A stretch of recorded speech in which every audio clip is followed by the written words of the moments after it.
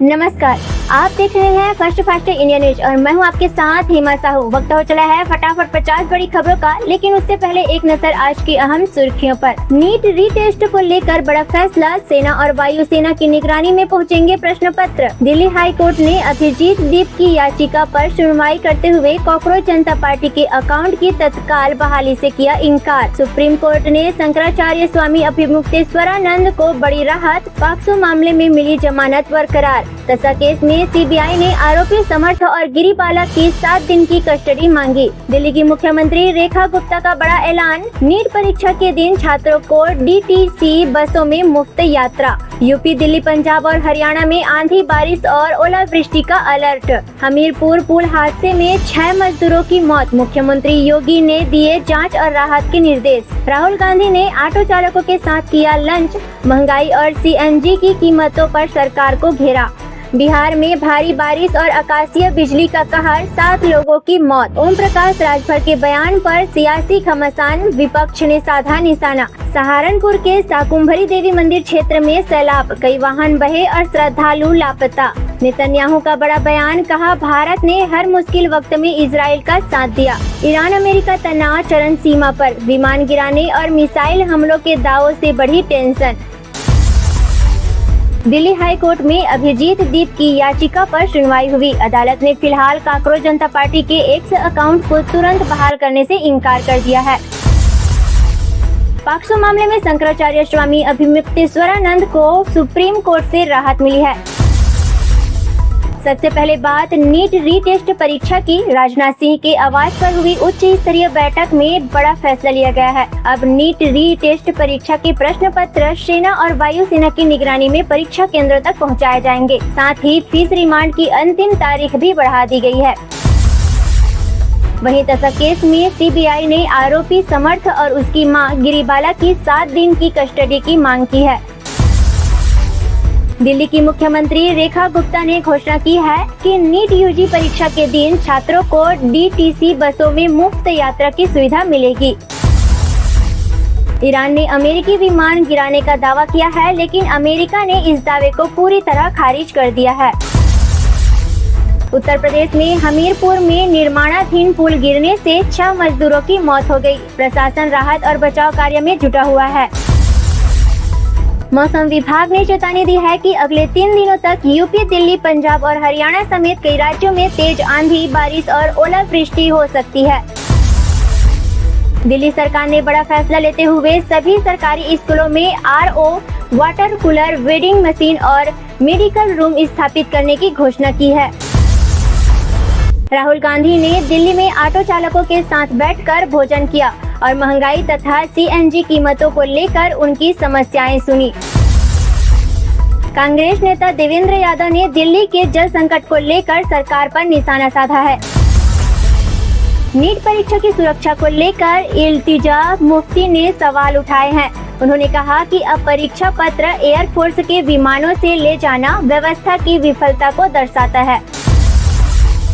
RJD नेता रोहिणी आचार्य ने MLC बनने की खबरों को अफवाह बताते हुए खंडन किया है। महोबा पहुंचे शंकराचार्य अभिमुक्तेश्वरानंद ने धीरेन्द्र शास्त्री की गौ यात्रा का समर्थन किया है। आसाराम ने जोधपुर सेंट्रल जेल में सरेंडर कर दिया है। सरेंडर से पहले उन्होंने आश्रम और अस्पताल का दौरा किया। गृह मंत्री अमित शाह ने घुसपैठियों को चेतावनी देते हुए कहा कि जो लोग स्वेच्छा से नहीं लौटेंगे उनके खिलाफ कानूनी कार्रवाई होगी। शिक्षा मंत्री धर्मेंद्र प्रधान ने सीबीएसई मामलों में गड़बड़ी की जिम्मेदारी स्वीकार की है और अधिकारियों को सख्त निर्देश दिए हैं। कर्नाटक में राजनीतिक हलचल तेज है। 4 डिप्टी सीएम बनाए जाने और नेतृत्व परिवर्तन की अटकलें चर्चा में है। बिहार में भारी बारिश और आकाशीय बिजली के कहर बरपाया है। कई जिलों में जनजीवन प्रभावित हुआ है। आरजेडी नेता सुधाकर सिंह ने मुख्यमंत्री सम्राट चौधरी के एआई कैमरा बयान पर तंग कसा है। धीरेन्द्र शास्त्री ने बेरोजगारी और नेताओं की सुविधाओं पर सवाल उठाते हुए नेताओं की सैलरी रोकने की मांग की है। मऊ में मुख्यमंत्री योगी आदित्यनाथ ने कहा कि अब उत्तर प्रदेश में अपराधियों को खुलेआम धमकी देने की छूट नहीं मिलेगी।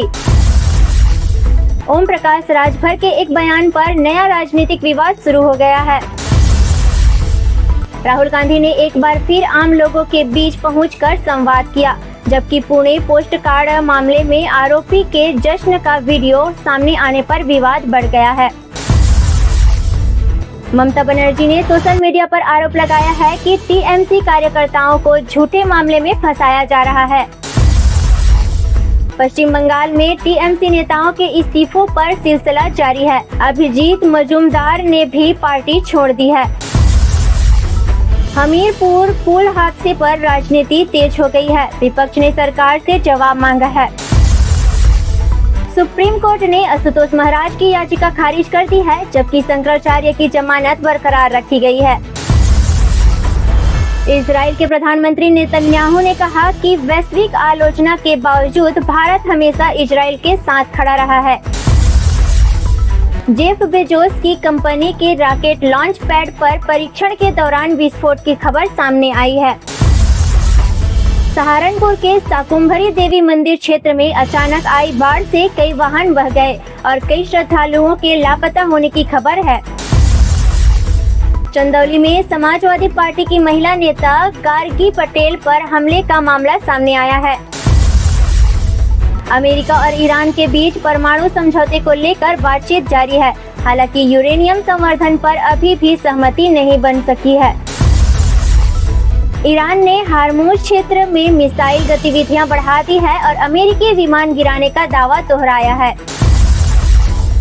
अमेरिकी वित्त मंत्री स्टॉक बेसेंट ने कहा कि हार्मुज जलडमरू मध्य को खुला रखना वैश्विक अर्थव्यवस्था के लिए जरूरी है। तुर्की के काला सागर तट के पास 3 तेल टैंकरों पर ड्रोन हमले की खबर ने अंतर्राष्ट्रीय चिंता बढ़ा दी है। गाजा में इजराइल ने 70% नियंत्रण हासिल करने का दावा किया है। अमेरिका में डोनाल्ड ट्रंप की तस्वीर वाले $250 के नोट को लेकर चर्चा तेज हो गई है। इजराइल में खुफिया जानकारी लीक होने के मामले में प्रधानमंत्री के करीबी लोगों पर जांच का दायरा बढ़ा दी है। यूक्रेन ने रूस के बढ़ते हमले के बीच अमेरिका से अतिरिक्त पेट्रियट मिसाइल सिस्टम की मांग की है। दक्षिणी लेबनान में इजरायली हमलों में महिलाओं और बच्चों समेत कई लोगों की मौत हुई है। अमेरिका और ईरान के बीच 60 दिनों के नए सीज फायर समझौते की खबर सामने आई है। हालांकि क्षेत्र में तनाव अभी भी बना हुआ है। अमेरिकी ट्रेजरी सेक्रेटरी स्कॉट बेसेंट ने दावा किया है कि ओमन में हार्मुज टोल लगाने से इनकार कर दिया गया है। न्यूयॉर्क में मेयर ममदानी ने ईरान युद्ध का विरोध करते हुए कहा कि आम लोग इसकी सबसे बड़ी कीमत चुका रहे हैं। और अंत में नेतन्याहू ने भारत की जमकर तारीफ करते हुए कहा कि उनके सबसे ज्यादा समर्थक और फॉलोअर्स भारत में हैं। तो ये थी आज की बड़ी और अहम खबरें। देश दुनिया की हर ताजा अपडेट, राजनीति, खेल, मनोरंजन और अंतर्राष्ट्रीय खबरों के लिए जुड़े रहिए फर्स्ट इंडिया न्यूज के साथ।